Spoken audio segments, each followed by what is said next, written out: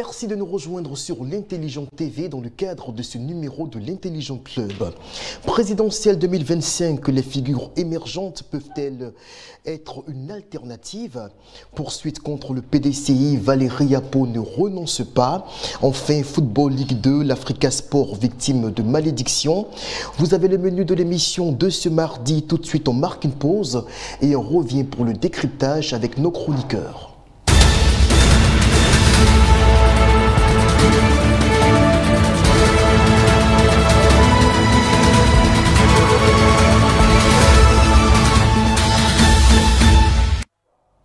L'ex-préfet d'Abidjan, Vincent Tobi, qui a officialisé ce jour sa candidature pour l'élection présidentielle d'octobre 2025. On va l'écouter, une séquence de sa déclaration avant d'en faire un commentaire. Ivoiriennes, Ivoiriens, mes chers compatriotes, je viens par ce message porter à votre connaissance que je suis candidat à l'élection présidentielle d'octobre 2025. Ma candidature à l'élection présidentielle répond à 3 préoccupations. Premièrement, il nous faut apporter une perspective nouvelle et un nouveau mode de gestion à tous les compartiments de notre vie nationale en réponse aux défis nationaux et internationaux et aux problèmes de la jeunesse. Il nous faut une gouvernance nouvelle de nos institutions. Deuxièmement, il est urgent aujourd'hui que la vie politique s'ouvre à tous les citoyens de ce pays et qu'elle ne soit pas réservée qu'à une petite caste de politiciens professionnels. Ne soyez plus spectateurs de votre vie et de la vie nationale. Avec nous, avec vous, soyez acteurs du présent et de l'avenir de notre pays. Ma candidature voudrait ouvrir une nouvelle page et encourager toutes les catégories sociales à participer à la vie politique et publique. Jean-Richard Nguesson, hier c'était Assalé Timoko, le député qui se disait prêt à affronter les urnes pour diriger les Ivoiriens en octobre prochain. Aujourd'hui, c'est l'ancien préfet d'Abidjan, Vincent Tobi, qui pose sa candidature, en tout cas qui se déclare candidat pour la future élection présidentielle. Finalement, est-ce que cette figure, tout comme les autres indépendants qui semblent émerger de la société civile, peuvent marquer une sorte de rupture pour une alternative face aux grandes formations politiques que l'on connaît sur le paysage politique ivoirien? Ah oui, nous l'espérons vivement, nous l'espérons. Vous savez, 3 personnalités ont cristallisé l'actualité politique en Côte d'Ivoire pendant de nombreuses années, et voir ces figures émergentes ne peut que faire plaisir à nous qui sommes des Ivoiriens, et je pense qu'ils sont nombreux les Ivoiriens qui pensent comme nous.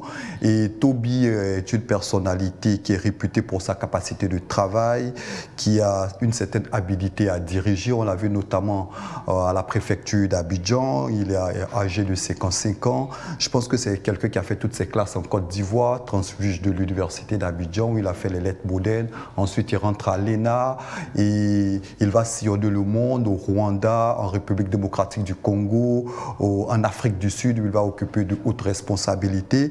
Et en 2014, il rentre notamment au ministère de l'Intérieur. Il va y faire ses classes, notamment en tant que conseiller sur l'impulsion de feu Ahmed Bakayoko, jusqu'à devenir directeur de cabinet du côté du ministère de l'Intérieur. C'est un spécialiste des questions électorales. Je pense que c'est une personnalité qui a un parcours qui parle à sa faveur, qui a une belle trajectoire. Maintenant, il décide de se lancer dans le marigot de la politique. On connaît plus ou moins le marigot ivoire. Quand on parle de politique, il doit être plus ou moins prêt à affronter tous les prédateurs qui se trouvent dans ce champ politique. J'espère qu'il va avoir une certaine résilience, une certaine longévité aussi au niveau de la politique, parce qu'ils sont nombreux à être venus dans le champ politique, mais très souvent ils sont nombreux aussi à déchanter lorsque les premières difficultés adviennent. Déjà en 2020, il semble avoir déchanté lors d'une première tentative, du moins de ses partisans. Soro Djabiga, quel est votre regard sur cette nouvelle déclaration de candidature? Vous savez, l'élection présidentielle de 2025 s'annonce comme un tournant générationnel. Après 2 décennies occupées par des figures comme Laurent Gbagbo, Alassane Ouattara et Henri Konan Bédié, et aussi après le décès de Henri Konan Bédié et toutes les hésitations qui entourent la candidature du président Alassane Ouattara, la scène politique aujourd'hui a donné une certaine ouverture à des velléités, sinon à des envies de jeunes émergents qui veulent se prononcer, qui veulent rompre avec les partis politiques traditionnels que nous connaissons aujourd'hui. Ces partis-là qu'ils présentent aujourd'hui comme des organisations qui sont en griffe clientélistes, corrompus et je ne sais pas.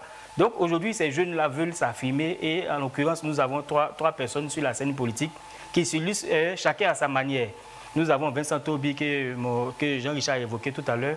Il y a aussi Assalé Tiemoko, le député maire, et il y a Dame Poulchéri Balé. Vincent Tobi incarne aujourd'hui la liberté. Nous avons vu l'acte qu'il a posé en 2020 lorsqu'il a démissionné. C'est aussi ça la démocratie. Quand on n'est pas d'accord, on démissionne.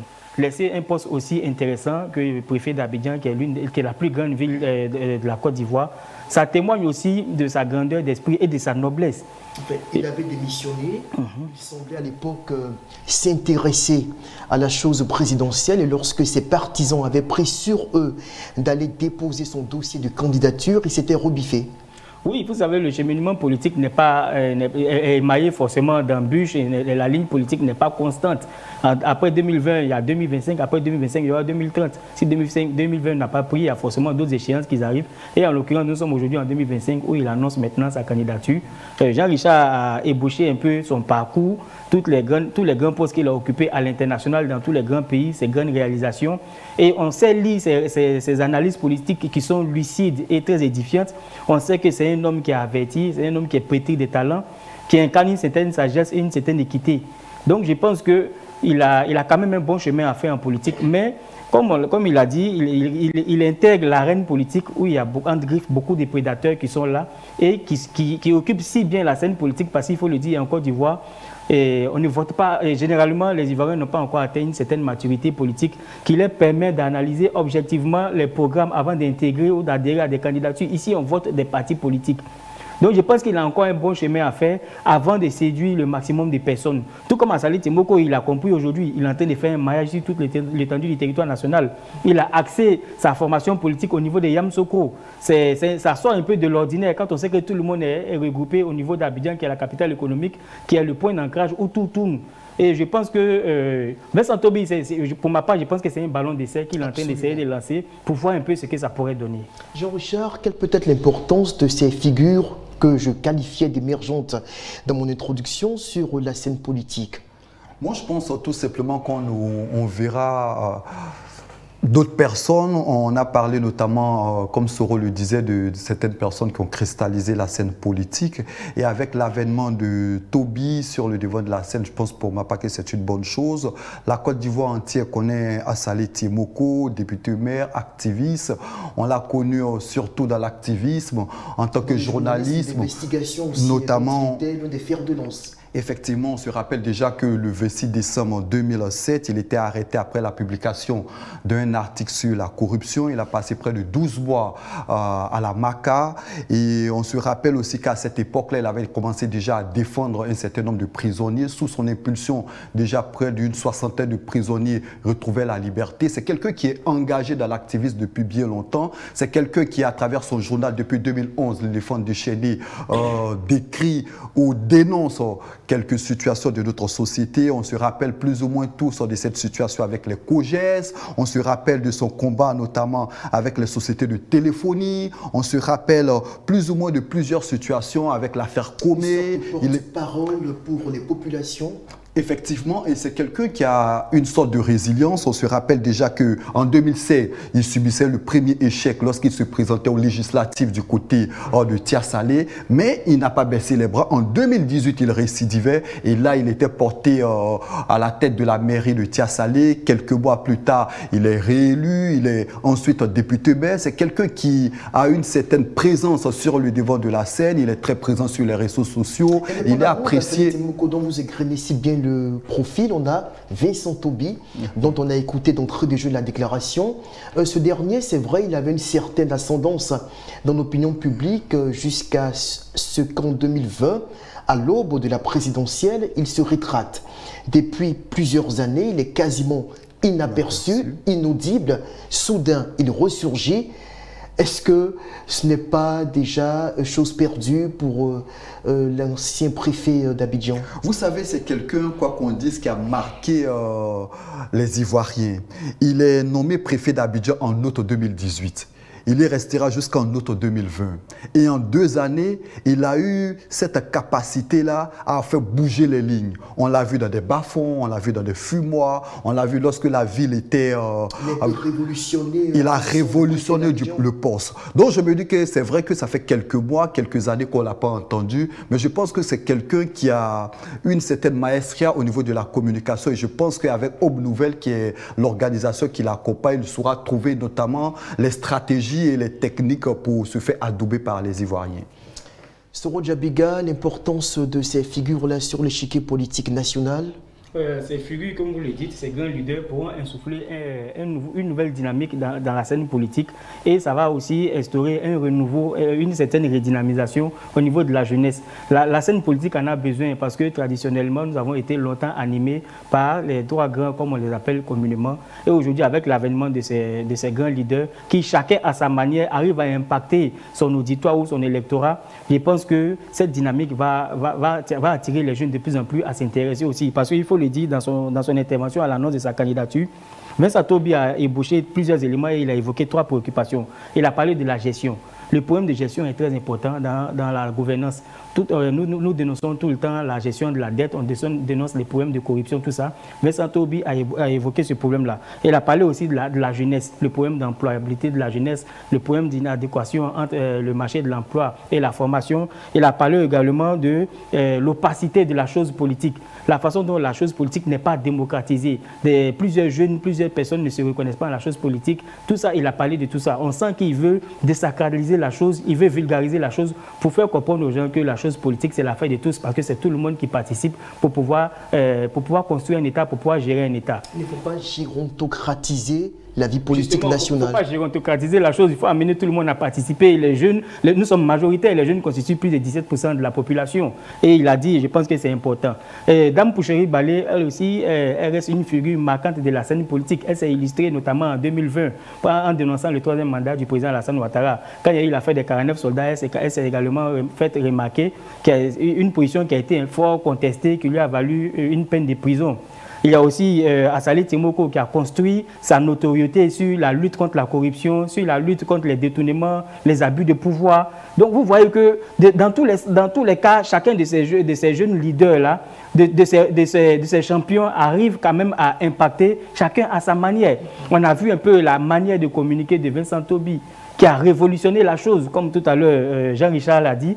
Et il arrivait si bien, il arrivait à communiquer avec une telle maestria qu'on ne comprenait plus le poste de préfet qu'il occupait, parce que généralement les préfets sont hiérarchisés, ils sont très muets et ils occupent une fonction qui les amène à respecter une certaine ligne, une certaine hiérarchisation. Mais avec Vincent Tobi, on avait un retour sur tout ce qu'il faisait, on le voyait un peu partout. Dans le milieu syndical, à commencer, on a vu la mission qu'il avait menée, la réunion qu'il a tenue avec les chefs syndicats. C'était du jamais vu en Côte d'Ivoire. En 2020 aussi, on a vu l'action qu'il a menée et en démissionnant, il a montré qu'il n'est pas accroché à des intérêts, mais qu'il suit sa conviction. Très bien. Alors, sur le chapitre, posons-nous la question, Jean-Richard. Le terrain politique, on le sait, il est impitoyable en Côte d'Ivoire. Ça, c'est une certitude. Vincent Tobi, Assalé Timoko, Poucheri Balé, d'autres figures également qui tentent de se positionner. Est-ce qu'elles ont la capacité de rivaliser avec les grands loups? Quand je parle des grands loups, je parle des grandes formations politiques, je parle du RHDP au pouvoir, je parle du PDC-RDA, je parle du PPACI, des formations qui véritablement ont du vécu et surtout sont de véritables machines électorales. Il sera très difficile pour ces différentes personnalités de se démarquer parce que quoi qu'on dise, quand on a l'appareil du RHDP, on a l'assurance d'être accompagné non seulement de façon structurelle, de façon infrastructurelle, de façon financière, alors que ces partis qui naissent là n'ont pas forcément les moyens nécessaires pour battre campagne quand on sait qu'une campagne électorale coûte énormément. Et au-delà de cet aspect-là, moi je dirais aussi que c'est l'échec aussi de nos partis politiques parce que depuis près de 40 ans, Gbagbo incarne le leader incontestable, hier du FPI, aujourd'hui du PPACI et on ne voit personne émerger. Il n'y a pas cette volonté-là du chef de la gauche. Il n'y a pas cette volonté du chef de laisser une figure émerger. On le voit aujourd'hui avec le RHDP. Le président Alassane Ouattara, on se rappelle en mars 2020, avait dit qu'il laissait la place à une nouvelle génération. Il avait fait notamment la passe à feu le premier ministre Gbon à l'époque et malheureusement s'en est allé. Mais depuis le décès du premier ministre Gbon jusqu'à aujourd'hui, aucune figure n'a émergé du côté du camp présidentiel. Et ça, moi, je pense que c'est aussi un échec, quoi qu'on dise, de nos partis politiques qui ne laissent pas les jeunes émerger. Et on l'a vu sous le président Henri Konan Bédié, père à son âme. On n'a pas vu quelqu'un émerger. Donc, je pense qu'aujourd'hui, il y a aussi l'incapacité de ces chefs-là à laisser les jeunes prendre le pouvoir et je pense que c'est dommage. C'est vrai qu'avec aujourd'hui l'émergence de Toby, d'Assalé Tieboko, dans une autre mesure de Pulchéri Balé, je pense que c'est une belle chose pour la démocratie parce que quand ces personnalités-là, pendant longtemps, ont été sur le devant de la scène, les Ivoiriens, à un certain moment, ont envie de passer à autre chose. C'est vrai que Pulchéri Balé est un visage plus ou moins controversé. On sait que c'est une activiste née, mais sa visite du côté de Bamako d'une période assez sensible à décrédibiliser un tout petit peu, mais n'empêche qu'elle reste une dame très engagée dans le combat politique et pour ma part, ça veut dire que c'est une belle chose, même si le positionnement des femmes en politique reste toujours problématique en Côte d'Ivoire parce que est-ce que la Côte d'Ivoire est véritablement prête pour une femme? C'est la question qu'il faut se poser aussi. Soro Djabiga, votre avis sur la question, sur leur capacité à se positionner face aux grandes formations politiques traditionnelles? Non, il va leur falloir du temps. Nous connaissons tous le paysage politique ivoirien. Nous savons que le Nord est fortement dominé par l'influence du RHDP. Le centre, notamment le V-Baoulé, est fortement dominé par le PDCI. L'Ouest, c'est Laurent Gbagbo. Et le Sud, qui est représenté par le Centre-Ouest, disons. Au niveau d'Abidjan, qui occupe une... C'est pas très évident parce que dans le Centre-Ouest, on a le PDC-RDA qui domine clairement certaines régions. Le PDC est un parti qui est déployé sur toute l'étendue du territoire national depuis les années 1960. Mais à partir de 1990, avec le multipartisme, on a senti un peu une certaine pluralité au niveau des orientations politiques. Donc je disais qu'au niveau d'Abidjan, toutes les formations politiques luttent un peu certaines zones, et ça se sent aussi dans la lutte pour les communales. Donc je disais qu'au niveau de Pulchéri Balé, par exemple, ses positions radicales sur certaines questions lui ont fermé la porte sur une certaine transversalité sur toute l'étendue du territoire national. Parce qu'elle a des positions qui sont beaucoup radicales et qui sont controversées. Au niveau de l'électorat. Au niveau de l'électorat, merci beaucoup pour la précision. Au niveau d'Assalé Tieboko, c'est vrai qu'il a une base sociologique. Il a été élu, il est député, mais il a marqué sa position au niveau de Tiasalé. Et aujourd'hui, il essaie de faire un maillage sur l'étendue. Et le fait de s'installer même au niveau de Yamsoko, déjà, c'est une ancrage qu'il est en train de construire là-bas. C'est très important.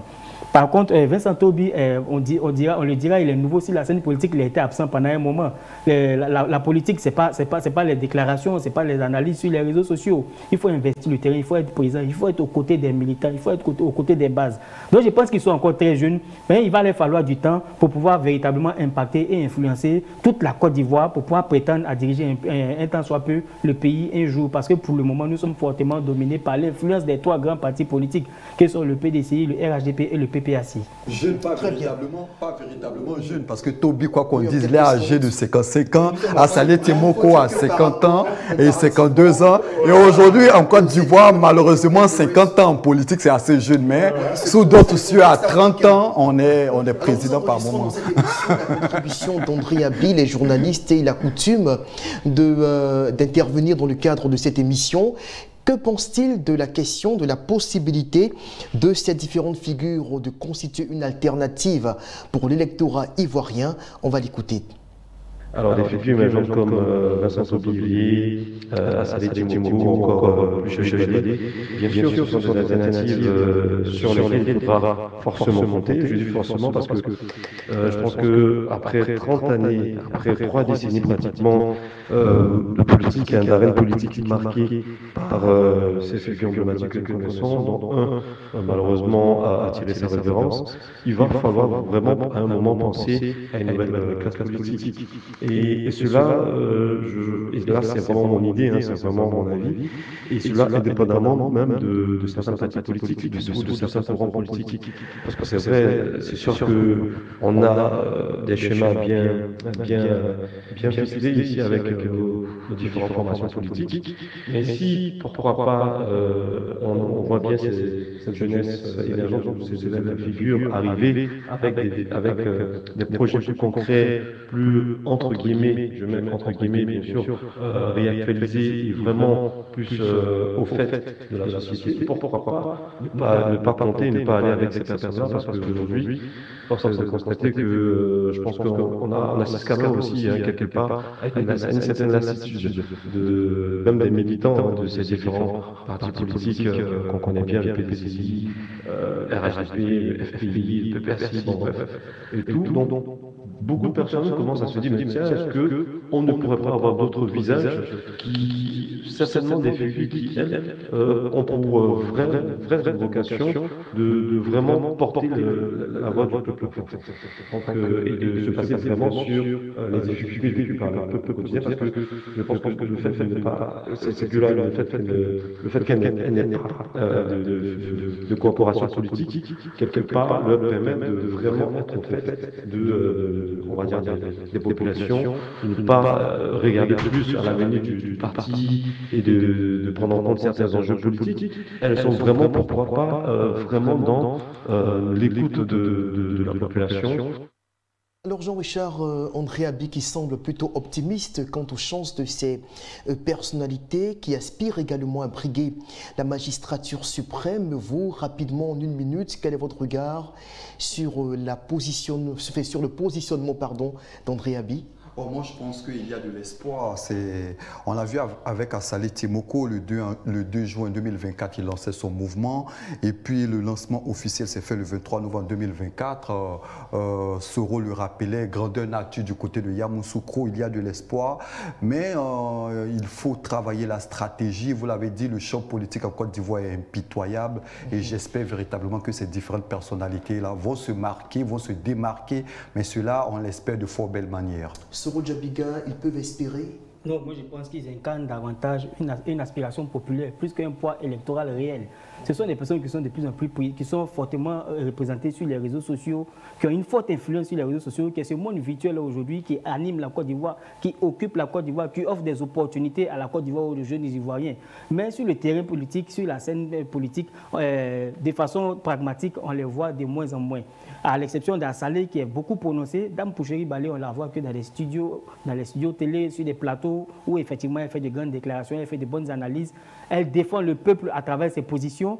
Et Vincent Tobi, c'est pareil. Donc moi, je pense que, je l'ai dit tout à l'heure, ce sont des leaders qui ont besoin de temps, qui ont besoin de travailler sur le terrain véritablement pour pouvoir marquer leur temps, pour pouvoir s'affirmer et séduire de plus en plus de personnes pour adhérer à leur cause. Absolument. Alors demain 14 mai 2025, le PDCI RDA organise un congrès électif extraordinaire pour permettre au parti d'avoir un nouveau président après la démission de Cheikh Tidiane Cham qui visiblement s'achemine pour être réélu, sinon plébiscité à nouveau par les militants de sa formation politique. Un congrès qui se déroule sous forte pression judiciaire, puisque dans le même temps, 24 heures plus tard, donc jeudi 15 mai, l'on s'attend à un procès, le fameux procès opposant Valérie Yapo, elle-même membre du bureau politique de ce parti, à la direction du PDCI RDA. Jean-Richard Nguesson, quels sont selon vous les enjeux, sinon les grands enjeux du procès du 15 mai qui interviendra, on le disait à l'instant, 24 heures après le congrès électif qui, sans surprise, devrait reconduire Tidiane Cham à la tête du parti? Oh, je pense qu'il n'y a pas d'enjeu véritablement. Le président Cham a démissionné de la présidence du PDCI RDA. On attend véritablement de voir ce que la justice va décider, mais il n'y a pas grand chose à dire. Mais je pense que, quoi qu'on dise, Valérie Yapo a réussi. Certaines personnes au niveau du PDCI avaient estimé qu'elle n'avait pas de continence, qu'elle était, je ne vais pas employer l'expression, mais elle a une capacité de nuisance énorme. Quoi qu'on dise, elle réussit à déstabiliser le parti. quoi qu'on dise, parce que n'eût été Valérie Yapo aujourd'hui, le PDC serait en roue libre en train de faire une sorte de pré-campagne, mais aujourd'hui, les procédures judiciaires se multiplient. Le parti estime que... ne lâche pas la pression. Ah oui, ne lâche pas la pression. Il y a une cabale orchestrée, selon le parti, par certaines personnes, je ne sais pas qui. Les tentatives de déstabilisation se multiplient. Et Valérie Yapo, quoi qu'on dise aujourd'hui, nuit terriblement au PDC RDA. Et pour ma part, c'est fort dommage. Soro Djabiga, le procès du 15 mai est une menace évidente sur le congrès électif qui se déroule demain. Non, le procès du 15 mai, pour ma part, n'est plus une menace. La bombe a été désamorcée. C'est juste une formalité. Toutes les parties vont se réunir, la juge va prononcer sa décision. Mais l'avocat de Dame Valérie Yapo estime tout de même qu'il y a une raison pour ce procès, à savoir la réintégration de sa cliente dans le bureau politique, puisqu'elle en avait été exclue, puis réadmise par une décision du président Cham qu'elle ne reconnaît finalement pas comme étant légitime à diriger le PDC-RDA. C'est là finalement l'enjeu de ce procès après la démission du président. Vous savez, cette dernière sortie de l'avocat de Dame Valérie Yapo témoigne de ce que cette dernière est en train de s'amuser avec la destinée du parti. Je pèse mes mots, de toute l'histoire politique de la Côte d'Ivoire, aucun militant n'a autant exposé, n'a autant menacé son parti politique. Les attaques seraient venues de l'extérieur, on aurait pu comprendre qu'il s'agit de la scène politique, de l'arène politique, tout ça. Mais que ça vienne d'elle, quelqu'un qui a milité pendant près de 30 ans au sein du parti et trimballe aujourd'hui ce parti-là devant les instances juridiques, au point même de susciter une implosion, au point de freiner les actions du parti à quelques mois de l'élection. Je pense qu'elle est aujourd'hui une menace pour le parti. Et puis elle y va en fonction de ses fantaisies, il n'y a rien d'objectif là-dedans. Et moi, j'ai dit que le congrès qui va se tenir dans quelques heures présente plusieurs enjeux. D'abord, il va permettre de favoriser la restructuration du parti. Il faut que le parti revoie ses instances afin d'éviter ce genre d'action. Nous avons vu ce soir les déclarations d'un individu. Voilà, on va revenir. Donc je pense que le PDC a besoin de se restructurer pour pouvoir éviter toutes ces situations-là. Parce qu'il ne faut pas donner l'occasion à n'importe qui, quand il n'est pas content ou quand il est rassasié, de poser des actions qui viennent perturber, qui viennent troubler la ligne du parti. Tous les partis aujourd'hui ont un calendrier à respecter. Tous ces événements malencontreux ont perturbé le PDCI dans le processus de contentieux électoral qui n'a même pas pu relever les axes de revendication qu'il a toujours souligné avant la période du contentieux parce qu'il était distrait par toutes les assignations en justice que nous avons vues. Et c'est bien dommage, c'est bien fort dommage. Donc je disais que ce congrès présente plusieurs enjeux. Il y a d'abord la restructuration du parti, mais ça va permettre aussi à toutes les bases du PDCI de se réunifier, de se cristalliser autour d'un idéal, qui est la préservation de cet héritage-là qui a été laissé par le père fondateur de la Côte d'Ivoire. Ça va permettre aussi de réaffirmer le leadership du président Tidjane Thiam parce qu'il n'y a rien à dire, il sera fortement réélu encore, peut-être avec un taux plus élevé que ce que nous avons vu au dernier congrès. En 2023. Alors, on a Henri Joël Kouadio, il est le président de la JPDC universitaire et scolaire qui s'est prononcé sur le sujet. Le PDC RDA aborde-t-il ce congrès dans la sérénité malgré les pressions judiciaires? C'est la question que nous lui avons posée et voici sa réponse. Bon, comme on le dit, et nos avocats le disent, et comme notre président le dit tous les jours, tant que nous n'avons pas dépassé le cap d'octobre 2017 où le PDC-RDA a tenu, nous allons subir toutes sortes de manigances visant à affaiblir notre formation politique et aujourd'hui faire rêver les Ivoiriens. Nous partons demain avec détermination, avec conviction. Nous partons encore réaffirmer devant la communauté internationale, nationale, que le PDC-RDA se met en bloc derrière son président, qui est le président Tidjane Thiam. C'est notre candidat. Demain, nous allons encore le lier à la tête de notre parti et nous allons continuer les actions visant à nous donner le pouvoir en octobre 2010. C'est tout ce que je peux dire pour l'instant. Sinon, pour ce qui concerne les menaces judiciaires, ce sont des cabales que nous allons vivre jusqu'à ce que nous arrivons en octobre 2025 pour que le président soit élu. Et pour vous dire, ce que nous subissons n'est pas une menace judiciaire, c'est une cabale politique et qui se manifeste à travers la manipulation de l'appareil judiciaire ivoirien. Voilà. c'est une sorte d'expression de la peur d'affronter le candidat aujourd'hui qui donne espoir aux Ivoiriens. C'est comme ça que nous devons comprendre les choses. Le président Tidjane Thiam fait peur à son adversaire. Donc, l'adversaire utilise l'appareil judiciaire pour affaiblir l'élan du président Tidjane Thiam. Le timing un peu hâté, précipité de ce congrès électif. On estime que seulement 48 heures à peine après la démission annoncée de Cheikh Tidjane Thiam, on organise un bureau politique et on fixe la date d'un nouveau congrès électif pour ce mercredi 14 mai. Tout le monde en est surpris. Le PDC, une fois de plus, vient de créer une grosse surprise, un pavé dans la mare. Jean-Richard Nguesson, qu'est-ce que vous pensez justement de cette lecture que certains ont de ce congrès qui est organisé de façon, il faut le dire, assez serrée dans le temps? Vous savez, dans chaque parti politique, on essaie de dérouler sa stratégie, quoi qu'on dise. Vous savez, au niveau du PDC RDA, depuis quelques semaines, depuis quelques mois même, on a présenté le président Tidjane Thiam comme étant celui qui va défendre les couleurs du parti aux élections présidentielles d'octobre 2025. Et le parti reste, pour ma part, dans cette logique et dans cette dynamique. Et ils ne veulent pas perdre de vue l'essentiel. Et l'essentiel pour eux, c'est le positionnement de Tidjane Thiam. Et ils veulent montrer, notamment à la justice, comme le disait tout à l'heure l'un des responsables du PDC qu'on a écouté, ils estiment qu'il y a une cabale judiciaire contre le parti. Ils estiment que depuis 2 ans, les procédures se multiplient. Et quoi qu'on dise aujourd'hui, le PDC est à la croisée des chemins. Et je pense que ils veulent se remettre en selle, repositionner le président Thiam pour montrer que le parti reste soudé derrière lui. Certaines personnes parleront de timing, mais je pense qu'au niveau du PDCI RDA, c'est une stratégie pour montrer qu'on est derrière, vaille que vaille, derrière M. Tidjane Thiam. Sur Djabiga, il y a un schéma auquel beaucoup ne pensent pas. Figurons-nous qu'après une action judiciaire, M. Thiam soit encore débouté et qu'on puisse encore attaquer son élection à la tête du parti en tant que candidat à la présidentielle.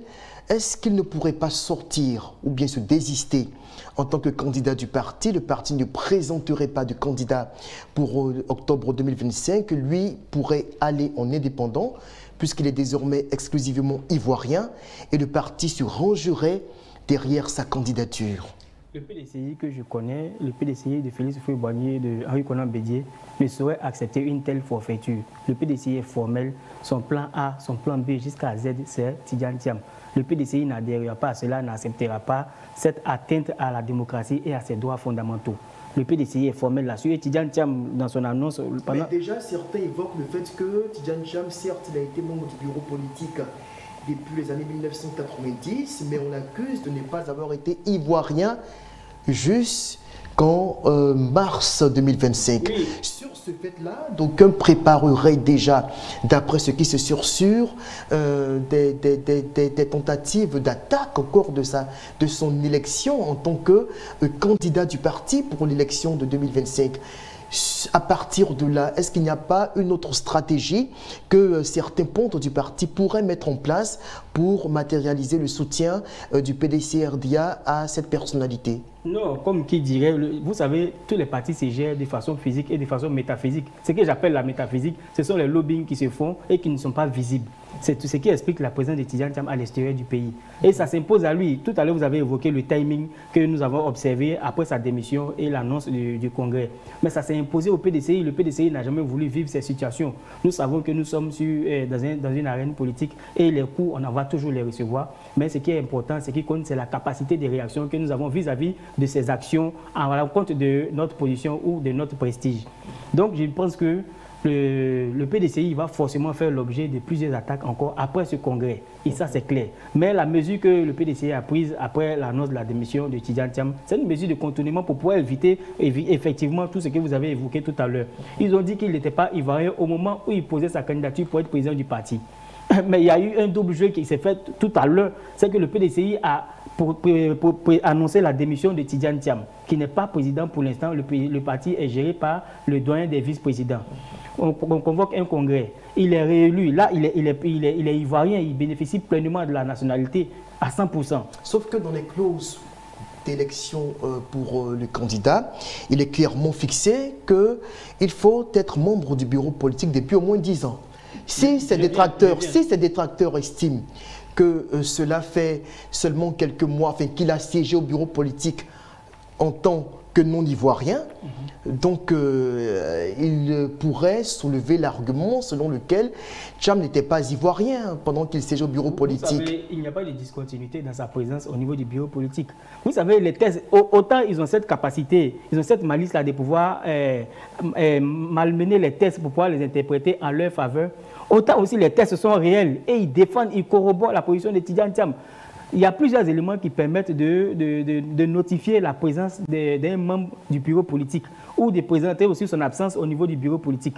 Soit la personne est décédée, soit la personne démissionne, ou encore où la personne est en incapacité de militer. Tidjane Thiam ne s'est jamais inscrit parmi ces cas-là. Donc il n'y a aucune raison qu'on puisse le retirer du bureau politique. Vous savez, les tests sont bizarres. Hein. Souvent, autant il consolide la position, autant il protège la structure, autant aussi ces tests exposent souvent la structure dans certaines situations. Tidjane Thiam n'a jamais démissionné du bureau politique ou encore du PDCI. Il n'est pas en incapacité de fonctionner. Il bénéficie de toutes ses capacités. Donc je pense que Tidjane Thiam a toujours été, depuis 1996 jusqu'à maintenant, membre du bureau politique du PDCI. On ne peut pas lui reprocher cela. Donc il sera réélu et là, il bénéficiera de tous ses droits. Là, maintenant, la prochaine bataille qui restera, ce sera maintenant son éligibilité. Parce qu'on a encore, à l'instar de quelques années en arrière, on a encore le temps devant nous. Parce que je me rappelle très bien qu'en 2022, on a fait la RLE pendant le mois de juin. Donc on a encore le temps de lancer une RLE. Ça va dépendre maintenant des moyens de pression que l'opposition pourrait exercer sur la CEI pour pouvoir y adhérer. Alors depuis cet après-midi, il y a un nouveau chapitre qui s'invite à l'actualité judiciaire, sinon électorale au PDC-RDA. Il y a un certain collectif des militants du Béquet, d'après ce que l'on peut lire sur la circulaire dont nous avons reçu copie. Une circulaire signée d'un certain Kwame Benjé qui se décrit comme étant coordonnateur dans la région du Béquet. Alors il nous a naturellement plu, comme le devoir déontologique nous l'impose, de consulter des sources au sein du PDC-RDA. Et à l'étonnement général, tout le monde se demande mais qui est ce fameux Kwame Benjé? Si la réalisation peut nous faire défiler certaines de ces photos pour qu'on voit qui c'est, qui est ce personnage qui, d'après les images que nous avons pu identifier sur Internet, semble être beaucoup plus proche du camp Gbagbo, si l'on s'en tient bien sûr à ces t-shirts qu'il arbore. Il semble être membre actif de la galaxie pro-Gbagbo. On a même supprimé un commentaire sur Rojabiga, vous pouvez nous le lire. Un commentaire qui date de 3 ans, je précise. Dans le commentaire, il dit: crois en Gbagbo et tu sauras sauver ma fille. Alors, et il dit encore de son engagement pour le président Gbagbo. Mais bien entendu, et malheureusement, cette image qu'il a trahi déjà, qui a affiché son imposture, porte atteinte à l'honorabilité. Il est trop tôt pour dire qu'il fait de l'imposture. Toujours est-il que les membres de la délégation du Béquet que nous avons pu interroger... Assumer mes propos. Je le dis toujours, l'un des corollaires de la démocratie, c'est aussi le sens des responsabilités. Voilà. Moi j'assume. Il a été trahi par ces images-là, qui le présente avec un t-shirt à l'effigie de Laurent Gbagbo. Des t-shirts. Et là, je vois des commentaires qui datent de 3 ans, dans lesquels il incite des gens à croire en Laurent Gbagbo, dans lesquels il déifie Laurent Gbagbo. Et il ajoute dessus: sois béni mon frère. Et aujourd'hui, on le voit encore en train de porter une atteinte, en train de tenter de mener comme coordonnateur du PDC de la région du Béquet. Alors là, on a un membre de la délégation du Béquet, le docteur Amoa Kongi Roland, qui est coordonnateur JPDC universitaire au Daoniansou dans la région du Béquet, donc membre influent de cette délégation-là, qui a accepté à quelques minutes de l'ouverture de l'émission de nous dire sa part de vérité sur l'affiliation ou non de ce personnage à l'intérieur de la délégation dont il est membre. C'est un individu que je ne connais pas. Et quand moi j'ai reçu, quand j'ai vu la plainte déposée, qu'est-ce que j'ai fait? J'ai essayé de faire rentrer son numéro dans dans mon téléphone pour voir si je pouvais l'identifier parmi les contacts des militants avec qui nous avons l'habitude de travailler au niveau du Boaké. Et il s'avère qu'il n'apparaissait pas. Donc, qu'est-ce que j'ai fait? J'ai pris mon téléphone, je l'ai appelé. Et il semblait ne même pas savoir qui l'appelle. Il ne savait même pas qui l'appelait et tout ça. Bon, en tant que vice-président de la JPDCI, universitaire et scolaire, en charge de la planification, de la formation et de la stratégie politique résidée dans le Béquet, il ne peut ne pas me connaître s'il est vraiment à De Boaké et qu'il militait avec nous. Voilà. Et donc, moi non plus, je ne le connais pas. Et donc, je pense personnellement qu'il s'agit, n'est-ce pas, des nombreuses magouilles mises en place pour empêcher, n'est-ce pas, la victoire. On vient d'écouter le docteur Amoa Kongui Roland, qui est membre de la délégation du Béquet, plus précisément vice-coordonnateur JPDC universitaire et scolaire de la localité d'Aouniansou, toujours dans la même région, qui semble, comme beaucoup d'autres militants de la même délégation que nous avons interrogé, ne pas connaître ce fameux Kwame Benje, en tout cas dans les fichiers de la délégation. Jean-Richard, est-ce que cette initiative de Kwame Benje, qui se présente comme membre d'un collectif de militants dits mécontents de l'organisation active du Congrès, éclaté, peut éventuellement nuire à la bonne tenue du scrutin à l'intérieur de la région? Vous savez, le PDCI vit une période assez délicate de son histoire. Il y aura forcément des contestations en interne, des contestations de l'adversaire. Moi, ce que je retiens, c'est que le PDCI doit être assez regardant sur ses textes. Parce qu'aujourd'hui, le PDCI, quoi qu'on dise, à une certaine période, a prêté le flanc. Et aujourd'hui, le PDCI gagnerait à être beaucoup plus regardant. C'est vrai que toutes les situations que vit le PDCI aujourd'hui a contribué à dynamiser le parti, mais il faut être assez regardant pour ne pas avoir de Valérie Yapo au féminin. Très bien, assez rapidement, Soro Djabika, votre lecture de cette situation. Est-ce qu'on doit craindre pour le déroulement du scrutin dans la région du Béquet demain mercredi 14 mai? Oui, moi je pense que avec l'annonce qui a été faite déjà par M.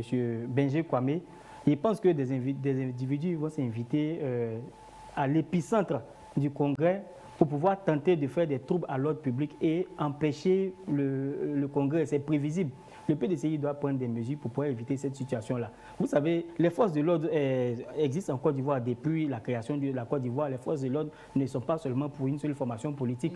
Je pense qu'il doit prendre des mesures avec les forces de l'ordre, la police, la gendarmerie, pour pouvoir encadrer l'événement et éviter que cet événement-là soit troublé. Parce que le timing est très serré et il est très stratégique. Si ce congrès n'arrive pas à se tenir, ça sera compliqué. Parce que je l'ai dit d'entrée de jeu, ce congrès aura forcément une influence sur la décision de justice qui va être donnée. Si Tidjane Thiam est président, il est légitime, il est légalement élu, il n'y a plus de problème.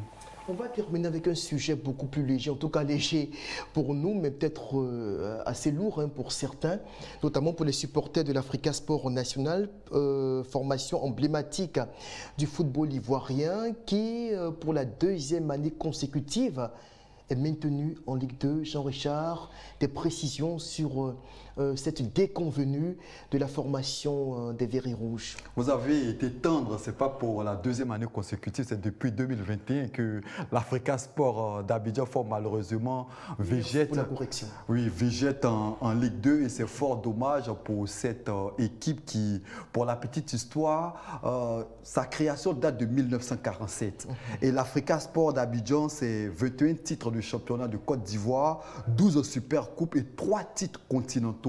L'Africa Sport, déjà, en 1992, était le premier club ivoirien à avoir la Coupe d'Afrique des vainqueurs de coupe, une coupe qu'elle a remportée à 2 reprises. Ensuite, une génération dorée. Ah oui, avec une génération dorée. On se rappelle des Rachidi Yekini, des personnes qui ont marqué l'histoire du club. Mais fort malheureusement, aujourd'hui, l'Africa Sport d'Abidjan, sous l'impulsion du président Kyotea Nassis, a du mal véritablement à à remonter la pente. Qu'est-ce qui se passe au niveau du club? Je dirais que les problèmes au niveau de l'Africa Sport sont je veux dire, au niveau du management. Quand on a une personnalité telle que Roger Boli qui a maintenu le club pendant un long moment et qu'on remercie cet individu, c'est tout à fait normal que l'Africa Sport d'Abidjan aujourd'hui traverse toutes ces difficultés. Soro Djabega, je ne connais pas votre bord sur le plan sportif. Est-ce que vous êtes oui ou non supporter des Oye? Toujours est-il que j'ai envie de vous demander ceci, est-ce que l'Africa est victime d'une malédiction? Rassurez-vous, je suis supporter d'Africa depuis ma naissance. Okay. Alors, sur les réseaux sociaux, je suis très connu sur les réseaux sociaux pour la promotion de l'Africa Sport, malgré les réveils que nous enregistrons depuis longtemps. Mais parler de malédiction, ça serait masquer, ça serait occulter les réalités humaines et structurelles que l'Africa rencontre. L'Africa a des réels problèmes et qu'on ne cesse de dénoncer. D'abord, il y a le problème de gestion. Il y a la transparence dans la gestion financière. Il y a le manque de stratégie, de politique sportive. Il y a aussi le problème des clans, des combats, des leaderships internes au niveau des instances dirigeantes. Il y a tous ces problèmes-là qui minent l'évolution de l'Africa. Il faudrait que les dirigeants actuels de l'Africa comprennent qu'ils n'ont pas été à la hauteur, qu'ils n'ont pas été en mesure de pouvoir porter ce parti où tout le monde le voulait. Donc, quand on ne peut pas et quand on aime vraiment la chose, il faut pouvoir le confier. Il faut confier cette chose-là à des personnes professionnelles qui pourront ainsi porter le projet et nous sortir de cette gadoue dans laquelle nous nous retrouvons. Ça fait maintenant 2 ou 3 ans. Nous sommes dans cette situation-là. Donc, je pense que le problème de l'Africa, ce n'est pas une malédiction, mais c'est un problème structurel, c'est un problème humain. Très bien. Alors, on a 2 confrères, en l'occurrence Emegei, qui est journaliste sportif, et non, plutôt un confrère, puisque Emegei, lui, il est un journaliste, et l'autre, Anissi Allah, qui est consultant en marketing et management sportif, donc non professionnel de l'information, qui se sont prononcés sur la situation de crise que traverse l'Africa depuis plusieurs années. Qu'est-ce qui ne marche pas? Pourquoi est-ce que l'Africa continue de stagner loin de l'élite du football ivoirien? On va les écouter de façon successive. Oui, ça fait très mal de voir un grand club comme l'Africa Sport d'Abidjan, le club au relais de 3 titres continentaux qui depuis 2021 végète en Ligue 2. Le mal il est assez profond quand même, parce que le mal il est d'ordre structurel, organisationnel et puis surtout d'ordre sportif. D'ordre organisationnel parce que l'Africa Sport d'Abidjan, un club aussi prestigieux, n'a pas les fondamentaux d'un club moderne. Ça veut dire ils n'ont pas le minimum qu'il faut, notamment les infrastructures sportives aussi entraînées, puis tout ce qui est siège, voilà, et puis d'ordre structurel parce que chaque année c'est un bouleversement. Mais il faut le dire, depuis l'arrivée de Kouyotian à la tête de l'Africa depuis 4 ans, il y a quand même une petite accalmie au niveau des velléités. L'effectif change. Chaque année, les entraîneurs changent. Donc, l'équipe n'est pas dans la régularité. Donc, à chaque changement de cote de banc technique, c'est un nouveau système qui arrive et ce n'est pas facile. Cette année, on l'a vu, hein. À l'aller, l'Africa commence toujours bien les matchs retour. Les 4 derniers matchs, l'Africa a une mauvaise gestion de la pression. L'Africa n'arrive pas à gérer la pression. Chaque fois, l'Africain en tête se fait doubler, se fait battre par les équipes de seconde zone et au dernier moment, l'Africain n'a que ses yeux pour pleurer, malheureusement, parce qu'on aurait voulu avoir l'Africain en Ligue 1 dans les ligues du football pour que l'Africain rivalise avec l'AFEC et ça redynamise le football ivoirien. Malheureusement, ce n'est pas le cas. Ma vision, c'est qu'aujourd'hui, il y a des gens qui inculquaient l'esprit Africa Sport aux joueurs. Ces gens, ça ne sont plus là. C'est pas la tête qui fait l'Africa Sport. Il y a des gens qui appartenaient au club, qui inculquaient le fighting spirit de l'Africa. L'Africa, avant, on dit que c'est le sang sur le gazon. Tant que l'arbitre n'a pas sifflé la fin du match, on va dire que j'ai gagné l'Africa. Mais cet Africain que nous voyons là, c'est plus l'Africa que nous avons connu, nous qui sommes un peu plus âgés que vous. L'Africa a perdu de son fighting spirit. L'Africa, c'était les Anglais de Côte d'Ivoire. Jusqu'à l'Africa a renversé des matchs pas possibles. Moi, je ne peux pas concevoir que l'Africa soit menée, mène 1-0 et qu'on a 2-1 et puis ils ne peuvent pas renverser la vapeur. L'Africa d'avant peut renverser cette vapeur-là. Parce qu'il y avait des gens qui savaient, ils avaient des motivateurs. Et ce sont ces motivateurs-là qui ont disparu. Il y a des gens qui sont venus avec de l'argent, qui ont fabriqué notre Africa. Mais quand ils n'avaient plus cet argent-là, l'Africa a sombré.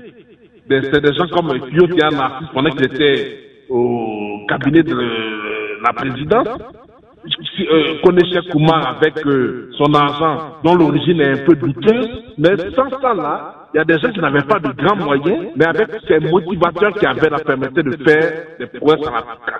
Comme en 1986, quand l'Africa joue la finale de la C1 face aux Zamalek, des dirigeants moyens mais avec des motivateurs très forts pour que l'Africa élimine même en quart de finale l'Espérance de Tunis. Ce que l'Afrique a du mal à faire, mais l'Afrique a éliminé l'Espérance juste en quart de finale en s'imposant 1-0 seulement à Abidjan. L'Afrique a été menée depuis la 10e minute à Tunis, mais à 2 minutes de la fin, Sangaré Mohamedou, le consultant, c'est lui qui égalise pour l'Afrique. C'est-à-dire que ce fighting spirit, même à l'étranger, l'Afrique a ça. Mais c'est ça qui a disparu au niveau de l'Africa.